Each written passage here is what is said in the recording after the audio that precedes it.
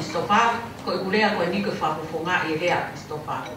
Now, pekawa Christopher, ko pau ke tu o fai ale fa malo. Pe alea I elea fa tonga. Samai Christopher ya. Ke ke ulea fa tonga o kai ko tonga. Ke o ha ko kulisi. Ko tonga o fa to tonga mo ho tamai, to tonga mo ho fanga kui. Ka ko ha me ke tala mai ko tonga ko. Tampai kulisi o ke lava ia o lea fa tonga le hangi ko me no. Ta ku kai ke play me kulisi. O ko loto le ke tu he a ngani ke fa fonga ia tu ai tama ko ni fa malo la ia tu ke fa mi tama Christopher ka pe he ka muy ko to abe e fa mi tama Christopher he fo ki e tama ta eki e ki ono ho a lo tonga ya o fa malo ka moto mo ki moto ko to abe muy mai I he família Christopher. O hen e fa malo hen ki o ku tama o ku e ki mama se ne lo toto o la mai mi Australia. Loloma o ki kai ale a fe uma ke o atu ma o ya ko lo toto ka ke lava mai ke tau ka nga kau ka te ta ia ai ki aho masiva o tama ko ni tau ke te ko ni wi ke o ko si nai to ki folawa to pe mi hen ko ya ko e taha e mau mai pa nau nai mau ko tau te ka Australia o ki taha te fono mi ai ki tonga I ngai aho hin ko si aho e ua ko ki Australia ya ke to ko ki mai o ni kai ki ne lawa e ne more ka u ne lawa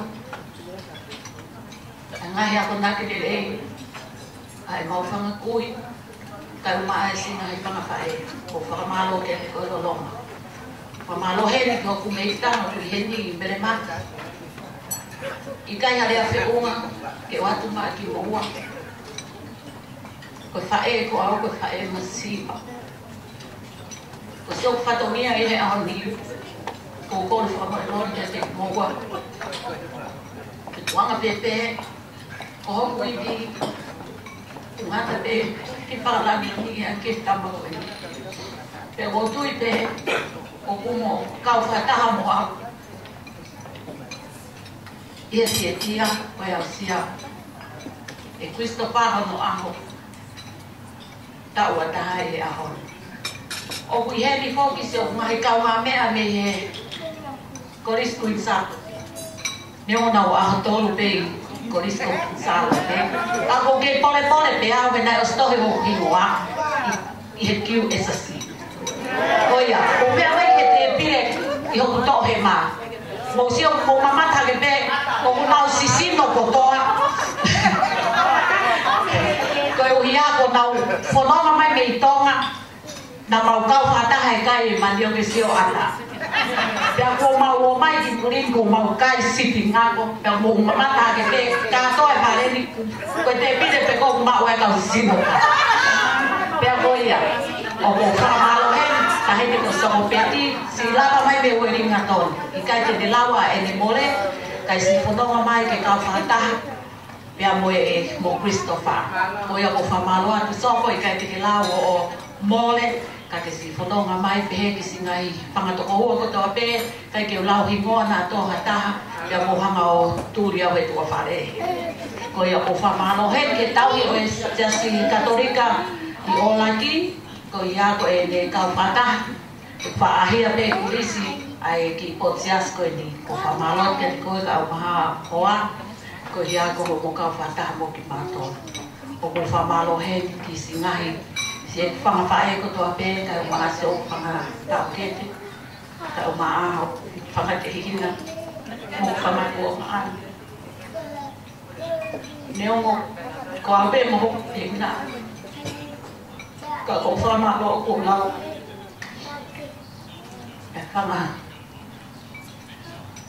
to ma ani ko to ape fanga u e pa ta hanta ka ma ho fanga to o e pineki o fa malo ke te montón de la mamá o que fai que te mau presi que matu o pe pa te ya ya o si ya o ko atu he na whamalo lahi mawahe maho hoa o paanga te masiko malu langi malu hapai langi ko hea koe popo mo i kai ni ko lawa Chris ko hake o kune pole an Kristo paka mami o ko whamalo ke ko hea koe tofua mo e ako nakitile ko whai ki e whanau koe. O ko whamalo ai ke te koe. Ko ia koe tūtapa aki. I ngai tōno no ko tō pe. Ko ke pai. Ko e lango paka. Kia kawika mo ki an. Ko whiwhia ia Kristo pai a hoi. Ke ni whalangangi. Awa no family. O ko whamalo lahi atu ai ke te koe. Ko ia o ko whamalo lahi hen, ke se o kuongo nephews, nana si polamai me Australia, me Brisbane, i kai tina lawa e na mole, ka na whanonga mai, e ka whataha me te hina mo ena. O whamalo hen kia Brenton, ka o maa si hua. Si e na whanonga mai, ko ia ke kau e whakita ia e aho Christopher. O ko whamalo ke tā hono ko toa pe e wharen, he kai te ulau himo, na tōhata whamalo tua whamalo whoki ki he DJ ka umahe tamasi whaita pia ko kor whamolmoren ki tamasi whaita neo mo pia o ko e ki awai ka uku pia ki kai ki huinga i korat ki hao e ahoni e tai toto neo mo ko haki ka kai wanoa pe ko hongo fute waki o ka hoka ka ko lawa e lewa e ahoni o ko maarunga ia koe. He ko lahi ngahi wheitu ke alo whaita hawai, o kai mene totong. Kia totong, mea paka uria e ka ke hau mo e ke totong mai ki ke hau. Kia kaki e ke mai, te uape ko whakatau. I kia taha koe ni, ka alama ke totong. Ko ama me pakua, se awa se ko whakamaro lahi kia te koe. Ko hea ko si o totong, ka te hau o whaita e. Ke tuku atu he interneti, pe koe hea ko hau rowi. Ai ki birthday maulala ko ia o ofalahi atu ki he taha hono ko tuanua pe i e kareni ofa pe ke mo mao ha sabate fiefia pia mo mao ha Christmas i fonu fiefia mo kreskia mo ha tau po o fonu fiefia. And I would like to thank you very much for all the staff of this company. We very appreciate, we very enjoy the very nice food. And I'm just wondering whether we're allowed to take the leftover home. Because we pay for 150, but I don't think we only 110. So 40 plates we should take it home. Anyway, only joking.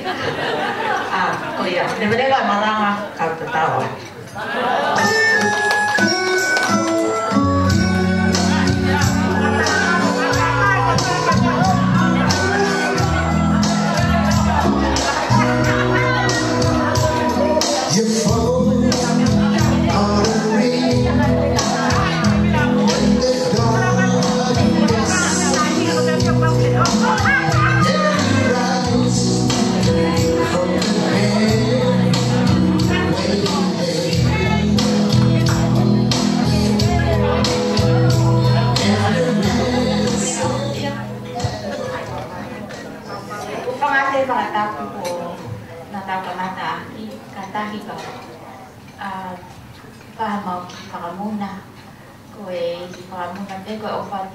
Christopher hoa o aho whaere i aho ni. Nā koe ki i whamuna koe ni me ho kuita ngā tangi, me ho kuita ngā tangi ka wika. A koe opa kia te koe mo whae, mo whanakui ni whangi ni honi koe. Ko koe ke DJ, ka take tā mai whasekolo motua. Whangangi ni whanau.